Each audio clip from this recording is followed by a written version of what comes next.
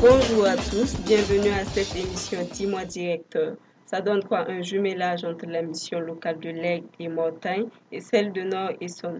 Nos invités sont là pour nous en parler, mais avant je me présente, je suis Irène Wango, je suis en service civique à la mission locale de l'Aigle et Mortagne et je viens du Burkina Faso. Durant cette émission, je serai en compagnie de Geoffrey qui co-animera avec moi cette émission. Bonjour Geoffrey. Bonjour et bonjour à tous.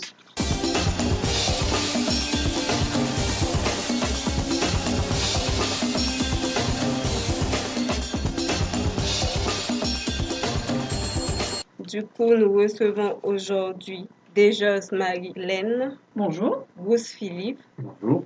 Michel Mélissa, Bonjour. Cisco Mathieu Bonjour. et Sago Arthur. Bonjour. Geoffrey. Merci Irène. Donc, moi je suis là un petit peu pour vous interroger, vous cuisiner chacun et de savoir ce que ça donne un jumelage entre missions locales. On connaissait les villes fleuries puis les jumelages entre villes. Et donc là on a la première, un jumelage entre missions locales. Je vais me tourner dans un premier temps vers les directeurs et la directrice des missions locales. Peut-être Marilène pour commencer. Qu'est-ce que c'est qu'un jumelage entre missions locales mais comment est né ce projet? Comment vous avez eu l'idée d'entreprendre cette démarche? Alors déjà, c'est une belle histoire parce que en fait, cette rencontre, elle date de 2013, tout simplement.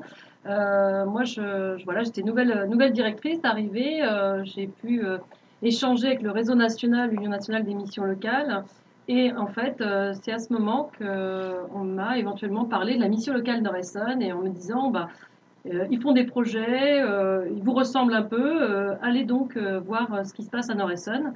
Chose que j'ai faite et j'étais accueillie par Philippe et son équipe. On y est allé à l'époque à deux et on a découvert en effet tous ces projets, toute cette dynamique qui nous a vraiment poussé aussi, nous, au sein de l'Aigle Mortagne, à avancer à une époque où c'était un petit peu compliqué sur tout ce qui était projet et puis action en direction des jeunes.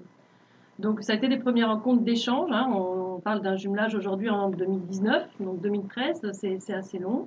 On a travaillé beaucoup ensemble. On s'est rejoints sur l'Institut Bertrand Schwartz. Alors Schwartz, le créateur d'émissions locales, bien sûr, avec la place des jeunes. Et on a travaillé sur la web radioactive où on est aujourd'hui les principaux utilisateurs. Voilà, et donc on s'est dit on va se rencontrer. Donc c'est Nord-Essonne qui est venu l'année dernière nous rencontrer, où on a fait plutôt un brainstorming d'équipe en se disant voilà, on veut aller plus loin, il n'y a pas que les directeurs, il y a aussi une équipe derrière, qu'est-ce qu'on pourrait faire? Et de ce brainstorming est sortie une idée en effet que on devait déjà contractualiser, enfin faire quelque chose pour dire on est ensemble. Donc on a parlé de convention, mais on n'est pas des partenaires. On a une grande amitié entre nos structures, donc on a essayé de trouver un terme et on est tombé sur le terme du jumelage, parce qu'en fait, on est vraiment sur de l'échange et du partage. Et puis, à partir de ce moment-là, on l'a fait valider par nos présidents qu'on dit bingo, c'est l'aventure, on y va. D'accord. Et donc Philippe Brousse, directeur de la mission locale Nord-Essonne, pourquoi avoir choisi, non pas pour époux, mais pour jumelage, la mission locale Lake de Mortagne? On a entrevu dans le discours de Marilène qu'il y avait des projets communs autour de la place des jeunes et de la web radio. Est-ce que vous pouvez nous en dire plus? Oui, alors peut-être juste avant, il faut redonner à César ce qui appartient à César, c'est-à-dire que la proposition de jumelage, je me souviens très bien le jour où ça s'est passé, c'était ici d'ailleurs, et Marilène me dit, mais ici on fait un jumelage. Et voilà, ça vient de l'Aigle, hein, cette proposition, parce que ouais, on réfléchissait ensemble à ce que serait notre partenariat, et le terme jumelage est arrivé par la mission locale de l'Aigle. Et alors tout de suite, ça a tilté. Hein. Je veux dire que c'était le terme, je ne l'avais pas en tête, mais quand j'ai entendu, je dis oui, c'est ça qu'il faut faire. Alors effectivement, là, ça permet de formaliser hein, des actions communes et à la fois des orientations partagées, une façon de travailler, le fait de s'engager à le faire, ça c'est super important. C'est-à-dire qu'il ne suffit pas de le dire, il faut le faire et de se donner les moyens. Donc ça c'est un autre point important. C'est-à-dire qu'on a l'obligation, maintenant que c'est signé par nos présidents, de mettre en œuvre ce qu'il y a dedans et donc que ça soit des temps et des moments qui soient concrets et qui aient bien lieu. Donc ça, c'est les engagements, à ce que ça se fasse. Et puis on a déjà posé les différents, les grands points d'action partagée D'accord. qui sont à partir de notre actualité du moment. Et en fait, c'est ça qui est bien dans notre jumelage, c'est qu'on ne vient pas créer un truc nouveau avec des super nouvelles idées qui arrivent. C'est quelque chose qui vient dans la continuité de ce qu'on a déjà mis en œuvre ensemble. Et je pense qu'on va en parler d'ailleurs Ouais. concrètement sur Bah, justement, ces différents points. Allons-y. Quels sont les axes, les projets qui sont développés entre les missions locales? Moi, celui qui me tient à cœur, donc c'est la mutualisation, la capitalisation entre professionnels. D'accord. Donc ça, c'est un axe fort. Et cette année, comme disait Philippe, le but, c'est pas de signer une convention et puis de se voir dans quelques années en se disant ah mince, il faut la mettre en œuvre. C'est tout de suite d'être sur de l'opérationnel. Donc dès le mois de juin, on aura donc un, deux professionnels de mission locale de Mortagne qui iront en immersion à Nord-Essonne dans le cadre de la thématique logement. Et on est déjà en train de construire un séminaire pour le mois d'octobre qui sera sûrement en lien avec l'emploi, mais qui aura lieu pour le coup à Nord-Essonne, puisque Nord-Essonne est venu à nous, nous irons à Nord-Essonne. D'accord. Donc là, c'est plus dans l'objectif que les professionnels élargissent leur champ de compétences, apprennent de nouvelles choses, de voir comment ça se fait un petit peu ailleurs, etc. C'est ça l'objectif de cet axe.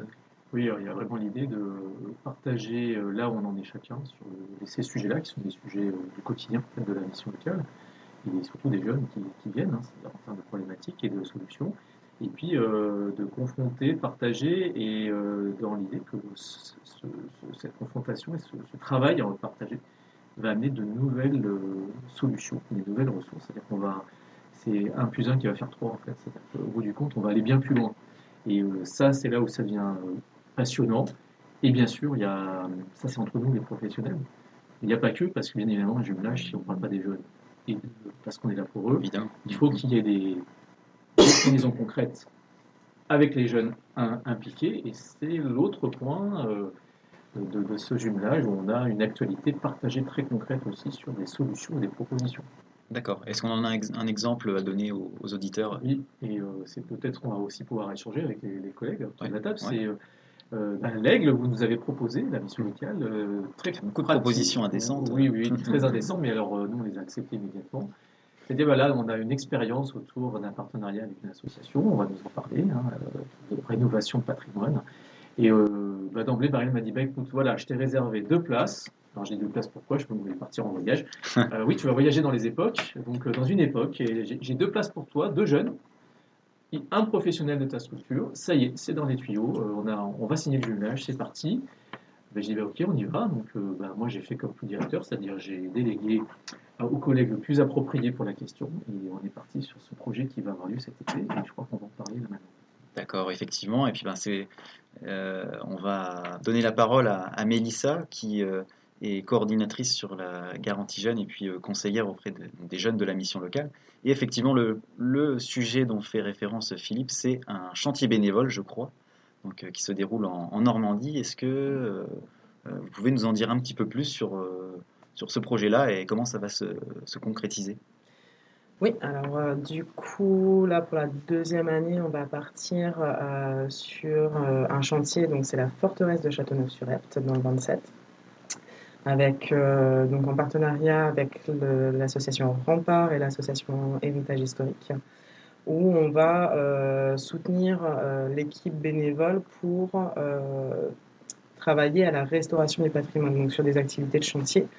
Aussi bien maçonnerie, dévégétalisation, création de potagers médiéval. Et voilà, on emmène en effet 8 jeunes, Nord-Essonne 2 jeunes, 2 accompagnateurs, donc un chacun. Et on va aller partager cette expérience. Super expérience, ok. Et peut-être je vais passer la parole à Mathieu. Alors, qu'est-ce que ça peut apporter? Est-ce que vous avez peut-être déjà eu ce genre d'expérience à Nord-Essonne? Et qu'est-ce que ça peut apporter aux jeunes là, bon, je vais peut-être rentrer un peu dans le cliché, mais de se dépayser entre la banlieue parisienne et puis un chantier en pleine campagne normande? Alors du coup, pour répondre à ta question, on travaille de ça sur des échanges de mobilité, donc des échanges culturels. Cette année, on est parti en Tunisie et en Allemagne, et on a accueilli des jeunes aussi à Bordeaux. Donc pour ce que ça va apporter aux jeunes, énormément de compétences, énormément d'autonomie, de responsabilité. Donc c'est quelque chose sur lequel on veut travailler, sujet important à la mission locale, développer l'autonomie des jeunes. Et au-delà de ça, pas mal de compétences professionnelles, du coup, que ce soit sur du bâtiment ou sur des potagers. Donc ça peut révéler aussi des passions pour des jeunes, des découvertes professionnelles, et puis un échange et une mixité qu'on n'aura pas forcément ailleurs. Certes, ici, c'est un milieu plus rural et nous plus urbain, mais ce sont des jeunes, quoi qu'il arrive, et du coup, qui partagent des passions identiques, qui peuvent justement se retrouver à travers d'autres jeunes. Et pour moi, c'est ce qui va être le plus important, c'est créer cet échange et qu'on crée un groupe qui pourra se suivre tout au long de leur parcours. C'est-à-dire rester en lien et continuer sur des actions, d'autres actions. Pour faire un petit résumé de ce qui s'est passé là sur l'échange culturel pour voir ce que ça apporte. Sur 3 nationalités, ils ont tous voulu créer une association d'action solidaire. Donc c'est quelque chose sur lequel on est en train de travailler. Donc des jeunes là que vous côtoyez en ce moment qui ont voulu créer une association, d'accord. Voilà, qui vont créer une association. Et c'est un projet qui est parti de certains jeunes français en disant voilà, la mobilité c'est bien, mais on ne veut pas que ça s'arrête là. C'est-à-dire que c'est bien, on a profité, on a échangé, on a travaillé sur un projet, mais on va aller encore plus loin. Et donc c'est quelque chose qui est très intéressant pour nous et de voir que peu importe qu'on parle la même langue ou pas, qu'on vient du même milieu ou pas, il va se passer quelque chose. Et sur des chantiers bénévoles et sur une action où on mélange 2 groupes, il va forcément se passer quelque chose. Donc c'est ça qui nous intéresse. Du coup, Marilène Desgers, je voulais rajouter quelque chose. Oui, non, je voulais juste ajouter, puisque tu fais référence à de la mobilité plutôt internationale européenne, à savoir que sur ce groupe aussi, on aura la chance d'accueillir des Québécois. Hein, il y aura aussi quelques Québécois, donc il y aura vraiment une mixité de public, si je puis dire, et je pense que ça sera vraiment une belle expérience, à la fois pour nos professionnels et surtout pour les jeunes. Oui, j'ai l'impression que ça va créer des occasions pour les jeunes de se rencontrer dans un cadre. Ils n'auraient jamais eu ce genre d'occasion s'il n'y avait pas eu ces actions-là avec les missions locales. Alors je vais peut-être du coup me tourner vers Arthur, qui est jeune à la mission locale et en service civique, à la mission locale d'Aigle-Mortagne. Tu nous as écouté parler depuis le début de l'émission. Qu'est-ce que tu penses qu'un jumelage comme ça, au vu de ce qui a été exposé, peut t'apporter, toi, à l'échelle d'un jeune qui habite sur l'Aigle ou Mortagne? Eh bien, pour ma part, ce jumelage peut m'apporter de nouvelles rencontres, déjà pour commencer, mais aussi une possibilité de voir deux équipes travailler en même temps. Ça peut comment dire, améliorer le travail que font les conseillers pour les jeunes. Ça ne peut être que bénéfique, mais aussi pour ma part personnellement, ça peut m'apporter des contacts pour si jamais je veux travailler ou même me loger à Noël-Son, ça peut m'aider en quelque sorte. Ouais, selon le secteur d'activité que tu vises aussi, peut-être que tu envisages d'avoir un carnet d'adresses un peu plus long Exactement, sur Nord-Essonne, enfin sur la région de l'Essonne, c'est ça? c'est ça. Ok, super. Mais merci beaucoup à chacun pour ces éclairages sur le jumelage entre missions locales. Je vais repasser la parole à Irène qui va conclure cette émission. Merci Geoffrey, merci à tous pour votre participation. Nous sommes à la fin de notre émission et vous la retrouverez aussi sur Radio Actif. Au revoir et bonne semaine à tous.